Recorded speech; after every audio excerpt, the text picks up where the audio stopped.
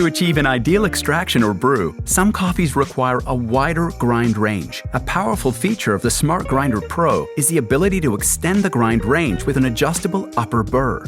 Friendly tip, this is for the advanced coffee enthusiasts. Here's how to adjust it on your machine. First, unlock the bean hopper.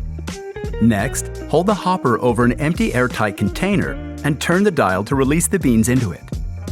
Now, align the bean hopper into position again and press the Start button to run the grinder until it's empty. You can now remove the hopper and gently pull out the upper burr by lifting the wire handles and rotating counterclockwise. Remove the wire handle from both sides of the burr, which you can also clean at this time with the included brush. You'll see that the default setting is 6. To adjust for coarser or finer grind, move the adjustable top burr. Then align the number with the handle opening, like this. Reinsert the wire handle on both sides of the burr and push the upper burr firmly back into position. Then, rotate it clockwise to lock it in place. If it's not locked, it won't grind. If the upper burr does not align, this may be due to ground beans residue, in which case you should clean the excess grinds with a vacuum cleaner. Then align the hopper back into position and turn it clockwise to lock.